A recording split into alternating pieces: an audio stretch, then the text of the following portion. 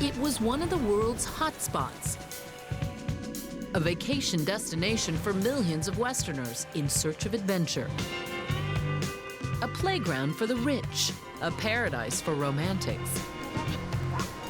Southeast Asia had it all. Gorgeous beaches, ancient cultures, and all the modern comforts. But all that changed when the tsunami struck.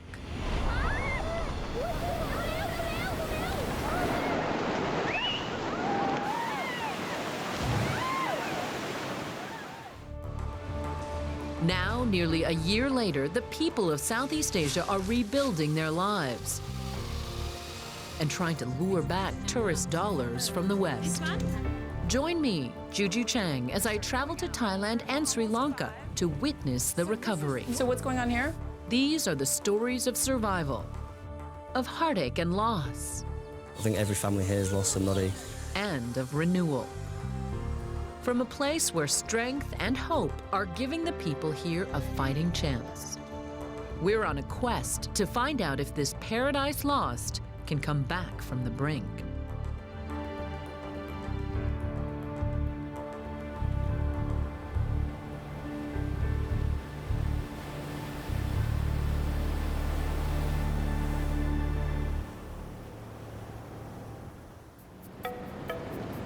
Thailand. It's known simply as the Land of Smiles, a place where the beauty of the people and the landscape has made it prosper. For decades, Westerners have returned time and again to this exotic land for a unique experience. On Thailand's southwest coast along the Andaman Sea lies Phuket Island, one of the country's most popular resort destinations. This idyllic cove with its golden beaches was once just a simple fishing village. Within decades, all that has changed. Some call it the Hawaii of Asia, but it's more than that. It's the French Riviera and the Caribbean and more, all rolled into one. I think there's really everything for every kind of traveler, you know? Like, if you wanted a resort kind of holiday, you can get that. If you want more of a cultural experience, that's definitely possible, or even just a beach holiday, you know, everything's right here. The high season for tourists is about to get underway. And for Thai business owners whose livelihoods depend on Western dollars, What do you think? they're holding their breath, I don't need tailoring. Just have a look, for curious. Just for curious? Yeah. Just hoping profits will be up. Where do you, 150 baht for one? After last year's devastating tsunami left the popular resort region in ruins. The amount of damage it did, let's say in Phuket, the physical damage wasn't that bad, but the economic effects continue today.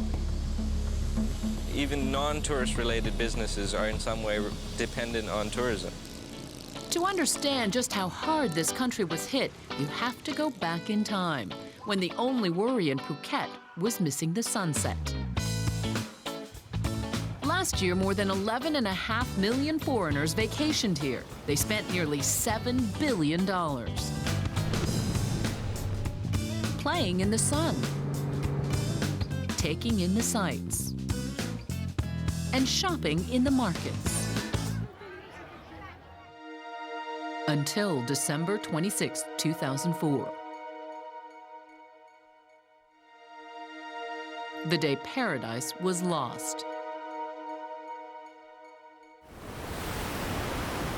Deep in the Indian Ocean off the coast of Indonesia, a massive earthquake erupted, measuring 9.0 on the Richter scale. The earthquake spawned a tsunami, a series of giant waves that sped across the ocean in all directions, striking 12 countries. In Thailand, a wall of water towering more than 30 feet swallowed everything in its path.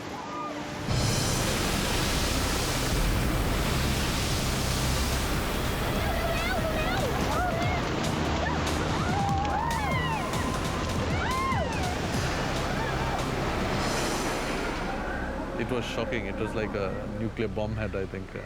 It reminded me of the movie The Day After. Every building I knew was not there. Every shop I knew was not there. Every home I knew was smashed. There's absolutely nothing we could do. It killed at least 200,000 people, among them thousands of tourists, making it the deadliest tsunami in recorded history. The relentless waves battered hotels, demolished beachfront businesses, and wiped out coral reefs. Thailand's tourism industry, one of the country's key moneymakers, nearly drowned in the tsunami's wake. The first thing they did was cancel. That was the peak season for Phuket, between December and January. Once a rowdy retreat for soldiers on leave from war zones in Asia, Phuket is now home to a string of high-end luxury resorts. 80% of the city's residents rely on tourism for employment. Before the tsunami, Phuket drew close to 3 million international tourists every year. 6 months after the devastation, more than 400 hotels, restaurants, and shops were still closed, leaving 5,000 people out of work. More than $1 billion in tourism revenue was lost. The water from the tsunami had long receded, but the killer waves were still doing damage. Just ask the survivors trying to make a living along Patong Beach. And how's business? Business not so well this moment because of tsunami. Yeah. Before tsunami was really very good. Really very good. Yes. How bad was the tsunami for everybody around here? Everybody, they have no insurance, so a lot of people, they are just, They lost everything. yeah, they lost everything. So These stores and the entire bazaar here at Patong Beach were washed away during the tsunami. Hundreds died here. Nothing but rubble remained. Within 3 months, they were back in business. But now, they're still struggling, quietly waiting for the tourists to return. Come, boss. You make suits? Yes, madam. Oh, business very quiet now. Yeah, how come? Before tsunami is very good. After tsunami, oh, very quiet. All the tourists went away? Yeah. Maybe I think next month is going to be better. Why? Because I hope so. But behind the smiles, there's worry in the air. Phuket is open for business, but it may not be enough to make a profit. This resort island off Thailand's west coast accounts for nearly a third of the country's annual income. Now, as the high season for tourists begins, the entire country turns to Phuket for hope. Nantana Wang Satayanan is counting on Westerners to come back to vacation in her country. She's a tsunami survivor and a millionaire who runs a chain of luxury hotels on Phuket Island. Together, her family owns 4 properties, including this one, the Merlin Beach Resort. Set on 12 acres of land overlooking the Andaman Sea, the 4-star resort has over 400 rooms. It's the perfect romantic paradise. Nantana grew up here, went to college in Bangkok, and got her master's at the University of Illinois. Her father was from China, a former tin miner who was one of the first to realize the potential of Phuket as a vacationer's dream. Your father was enough of a visionary to see that the tin mines would go away, but the tourists would come. Yeah, for his generation, I think, well, it's too modern, right? Because he just, for me, he said, okay, you have to study hard, you have to have high education. Even my brother also the same. Nantana was home when the tsunami hit. She and her staff acted quickly to move hotel guests to safer ground, saving dozens of lives. It must have been very emotional for you and difficult to start after the tsunami. Very sad, very sad, you know. I thought, I just dream it, you know. I just, okay, bad dream, something like that, because it's unbelievable. Okay, thank you, Jack. The family business suffered $15 million in damage. But Nantana considers herself one of the lucky ones. No one on her staff was killed. For 3 months, 2 of her hotels were closed for repairs. But her staff was not forgotten. And during that time, we keep all the staff, we still pay them for payroll, we pay them full. You paid them in full, Yeah. even though you closed Yeah, the hotels yeah. for 3 months. Yeah, because, my fathers always say, oh, the hotel cannot run by themselves. Quite confident the business will getting back because a lot of travel agency, a lot of our customer, they just give us support and they say, oh, well, when you are reopened, well, definitely we will come back. What would you say to a tourist who's about to make a reservation? Should they come here? Should they go somewhere else? Oh, well, we have to tell them after tsunami, our beach is nicer, clean, and then, clean and the sandy beach again, everything back to normal now and better. While the beaches on Thailand's western coast may now be more beautiful than ever, those living on the coastline may never be the same. An hour north of the Merlin Beach Resort is a community called Pakarang. Like so many coastal villages in this part of the world, people here live off the sea. Barracuda. Yeah, that's an I work with some of those.